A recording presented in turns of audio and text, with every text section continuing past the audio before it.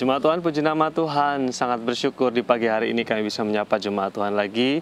Selalu kami berdoa kiranya anugerah, damai dan sejahtera atas Bapak Ibu serta saudara semua dimanapun saudara semua berada. Hari ini adalah hari yang Tuhan jadikan dan karena itu mari bersuka cita. Kita menjalani hari ini dengan penuh ucapan syukur. Dan izinkan saya mengajak jemaat semua sebelum beraktivitas di sepanjang hari ini, mari merenungkan firman Tuhan. Dan satu bagian firman Tuhan yang ingin saya bacakan untuk kita semua adalah Kisah Para Rasul pasal yang ke-12 dan kita sampai di dalam ayat yang ke-6. Demikian firman Tuhan. Pada malam sebelum Herodes hendak menghadapkannya kepada orang banyak, Petrus tidur di antara dua orang prajurit, terbelenggu dengan dua rantai. Selain itu prajurit-prajurit pengawal sedang berkawal di muka pintu. Bapak Ibu dan Saudara semua, Kisah Para Rasul pasal 12 seolah-olah menjadi anti klimaks, menjadi titik yang paling bawah, di mana di pasal sebelum-sebelumnya dikatakan di sana bagaimana gereja bertumbuh, bagaimana orang percaya semakin banyak jumlahnya, bagaimana iman mereka dikuatkan. Tapi seolah-olah pasal 12 berbicara tentang hal sebaliknya.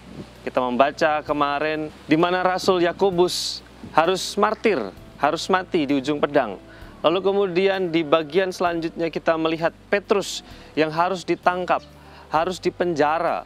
Lalu kemudian di dalam ayat yang kita baca baru saja dikatakan di sana dengan berbagai macam belenggu dan rantai. Rasul Paulus di dalam penjara lalu kemudian dikawal dengan begitu ketat, dipasung, dirantai, kebebasannya direnggut. Sekali lagi ini seolah-olah menjadi anti klimaks di dalam sejarah kekristenan pada awal-awal bagaimana kekristenan berkembang. Tetapi di dalam teks ini kita bisa belajar memang pada titik yang seperti ini kita harus mengakui bahwa seringkali kadang-kadang pikiran Tuhan, rencana Tuhan, maksud Tuhan tidak seperti yang kita harapkan. Kita secara manusia berharap supaya segala sesuatu terus-menerus baik, terus-menerus indah, terus-menerus mudah, terus-menerus lancar, terus-menerus berkembang, maju dan lain sebagainya. Tetapi memang dalam waktu tertentu, di dalam pencapaian tertentu, di momen tertentu, kita harus sadar bahwa sekali lagi pikiran Tuhan, rencana Tuhan bukan seperti pikiran dan rencana kita.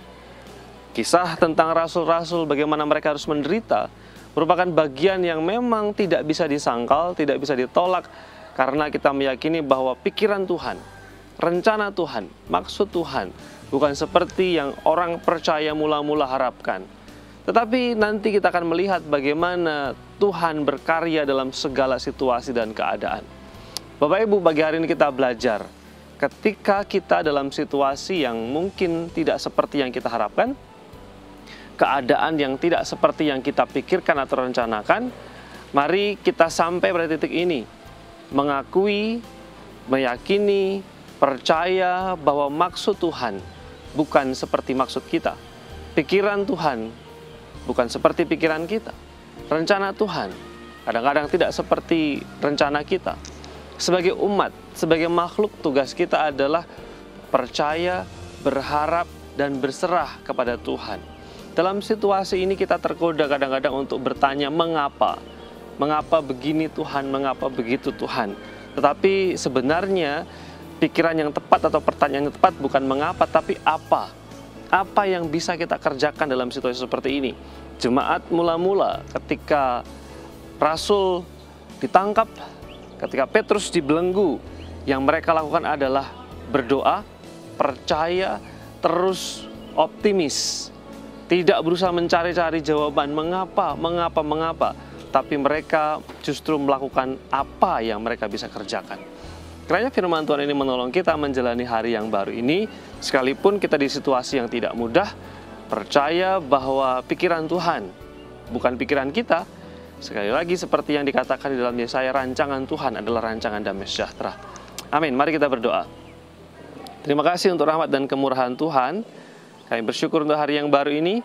Doa kami kiranya berkat rahmat dan anugerah Tuhan atas kami bahkan dalam setiap situasi dan keadaan yang mungkin tidak mudah kami hadapi. Anugerah-Mu, berkat-Mu, pertolongan-Mu atas kami semua. Di dalam nama Yesus kami bersyukur dan berdoa. Amin.